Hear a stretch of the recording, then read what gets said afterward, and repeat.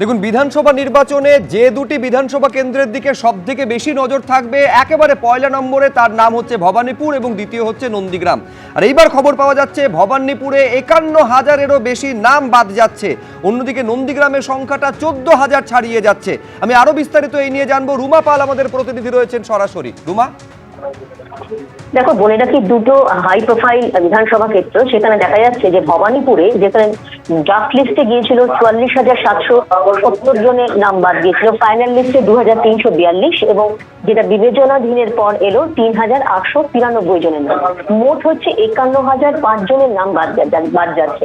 অন্যদিকে যদি নন্দীগ্রামের দিকে লক্ষ্য রাখি, নন্দীগ্রামে ছিল সাপ্লিমেন্টারি তালিকায় দেখা যাচ্ছে ৩,৪৬১ জনের নাম বাদের তালিকায়, খসড়া তালিকায় বাদ ছিল ১০,৬০৪, চূড়ান্ত তালিকায় বাদ ৩৯৭, মোট বাদ হচ্ছে ১৪,৪৬২ জন।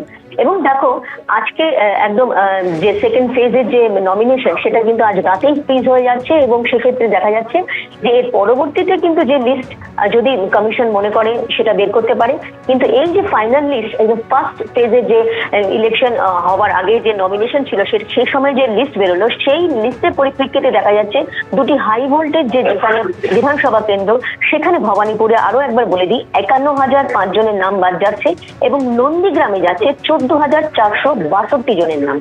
এবারে যখন নরেন্দ্র মোদী গ্যারেন্টি দিচ্ছেন ছটা গ্যারেন্টি, তখন মমতা বন্দ্যোপাধ্যায় কি কি করেছেন, সেই গ্যারেন্টির পাল্টা কোন কোন গ্যারেন্টি মমতা বন্দ্যোপাধ্যায় পূরণ করেছেন, সেটাও মনে করিয়ে দিয়েছেন তার নির্বাচনী প্রচার সভা থেকে। দেখুন, আগে মেয়েরা পড়াশোনা করতে পারতো না, স্কুলে যেতে পারতো না, আজকে পড়াশোনা করতে তাদের চিন্তা নেই। কন্যাশ্রী আছে, স্কুল কলেজ ইউনিভার্সিটি, সংখ্যালঘুদের জন্য ঐক্যশ্রী আছে, ৪ কোটির ওপর লোক ঐক্যশ্রী পেয়েছে, সেন্ট্রাল গভর্নমেন্ট টাকা বন্ধ করে দিয়েছে। তপশিলি আদিবাসীদের জন্য শিক্ষাশ্রী আছে, ওবিসিদের জন্য মেধাশ্রী আছে। একটা মেয়ে বিয়ে দিতে না পারলে ২৫,০০০ টাকা সরকার দেয়, রূপশ্রী প্রকল্প। আগের বার বলেছিলাম স্বাস্থ্যসাথী করব, করেছি কি করিনি? স্বাস্থ্যসাথীর টাকা পান মা বোনের হেড অফ দ্য ফ্যামিলি ৫ লক্ষ টাকা করে আমরা প্রায় ৯ কোটি মানুষকে সংযুক্ত করেছি। এর মধ্যে সরকারি কর্মচারীদের স্বাস্থ্য স্কিম আলাদা আছে, ২৫% নিয়ে সরকারি কর্মচারীরা পেয়েছেন, শিক্ষক শিক্ষিকারাও পাবেন। দেখুন, মুখ্যমন্ত্রী বলছেন যে যাবতীয় কিছু করে দেওয়া হয়েছে। আমি এখানে প্রদীপ চট্টোপাধ্যায়ের কাছে আসবো, কিন্তু আমাকে এইটা কি ভুলে গেলে চলবে? এ রাজ্যে একের পর এক একেবারে পাহাড় প্রমাণ দুর্নীতির অভিযোগ, সেই দুর্নীতির অভিযোগের তদন্ত শেষ হয়েছে, সেই দুর্নীতির যারা শিকার তাদের কি, আমি বলছি, তারা কি শেষ পর্যন্ত আশার আলো দেখতে পেয়েছেন প্রদীপদা? সব থেকে বড় প্রশ্ন হচ্ছে সেই দুর্নীতিতে যারা অভিযুক্ত এবং এখনো পর্যন্ত জামিনে মুক্ত, তাদের টিকিট দেওয়া শুধু নয়, তাদের পাশে দাঁড়িয়ে একেবারে তার ক্যাবিনেটের সেরা মন্ত্রী বলে কার্যত সার্টিফাই করেছেন মুখ্যমন্ত্রী মমতা বন্দ্যোপাধ্যায়। দেখুন, ইনফ্যাক্ট ডিএর কথাটা আলাদা করে বলতে হবে, কারণ সপ্তম বেতন কমিশনের কথা প্রধানমন্ত্রী বলছেন, সেই ডিএ আটকানোর জন্য বারে বারে কোর্টে গিয়েছে এই রাজ্যের সরকার। দেখুন, একটা কথা হচ্ছে, প্রধানমন্ত্রী আজকে যে কটা গ্যারেন্টির কথা বলেছে, আমার মনে হয় পশ্চিমবঙ্গে সবাই এই গ্যারেন্টিগুলো যদি পূরণ হয় তার থেকে মানে কেউ খুশি বেশি হবে না, প্রত্যেকে খুশি হবে। কিন্তু মুশকিল হচ্ছে যে এই গ্যারেন্টিগুলো পূরণ করবে কে? বিজেপির মুখ্যমন্ত্রী মুখ কে? শুভেন্দু অধিকারী।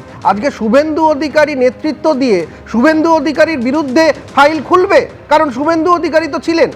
দ্বিতীয় কথা, যেটা আপনি বলছেন যে দুর্নীতি, আজকে এই আগামী ৫ বছরে বিজেপি যদি সরকারে আসে, যে গ্যারেন্টি উনি দিচ্ছেন, তাহলে সিবিআই এর সমস্ত আধিকারিককে বদল করে দিতে হবে, কারণ যে আধিকারিকরা ছিলেন বদলও হয়েছেন, তারা কেউই এই কোনো দুর্নীতির তদন্তে শেষ অবধি পৌঁছতে পারেননি, এমনকি একটা কণ্ঠস্বর ঠিক করতে পারেননি যে ঠিক মিলছে কি মিলছে না। জনৈক অভিষেক ব্যানার্জি বলা আছে ফাইলে, তাও কিছু করতে পারেননি। ফলে আজকে সমস্ত খোল নলছে, কাকে দিয়ে করাবেন এইটাই বড় প্রশ্ন। আজকে অনুপ্রবেশ নিয়ে কথা বলেছেন, অনুপ্রবেশকারীদের যদি উনি তাড়াতে চান, তাহলে তাকে অনুপ্রবেশকারী কে সেইটা চিহ্নিত করতে হবে, সেটার আবার মেকানিজম কি হবে। বেশ, আমি এইখানে আমি প্রত্যেকটা প্রতিশ্রুতি কিন্তু তৃণমূল কংগ্রেস যখন 2011 এসেছিল তখনও দিয়েছিল যে আমরা বামফ্রন্টের সমস্ত যে দুর্নীতি অভিযোগ সেগুলো খতিয়ে দেখবো, একটাও হয়নি।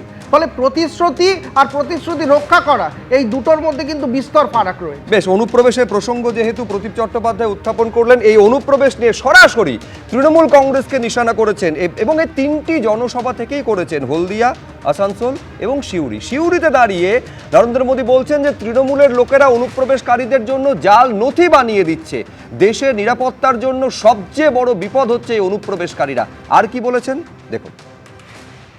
टीएमसी का सिंडिकेट घुसपैठियों को फर्जी सरकारी डॉक्यूमेंट दिलवा रहा है। फर्जी डॉक्यूमेंट बनाने का एक काला खेल बंगाल की देश की सुरक्षा के लिए बहुत बड़ा खतरा है। बंगाल में बीजेपी सरकार बनते ही घुसपैठ के मददगार लोगों के खिलाफ एक विशेष जांच बिठाई जाएगी। ये मेरी गारंटी है आपको। घुसपैठियों के हर मददगार को, चाहे वो कितना ही ताकतवर क्यों न हो, घुसपैठियों को भी खदेड़ा जाएगा और घुसपैठियों के जो आका है उनको जेल में भरा जाएगा। বলছে আমরা নাকি অনুপ্রবেশের কারখানা করেছি। আমি জিজ্ঞেস করে চ্যালেঞ্জ করছি আমোদি প্রমোদি বাবুকে, মোটা ভাইকে, বলুন বর্ডার আটকানোর কথা কার দায়িত্বে আছে? কে? Central government. কোল ইন্ডিয়া কার আন্ডারে? Central government. बीएसएफ কার? Central government. প্লেন কার? Central government. কাস্টমস কার? Central government. তো সবই যদি আপনার হাতে থাকে, আপনি তো পাহারা দেন, তাহলে আপনি কাকে অনুপ্রবেশকারী বলছেন?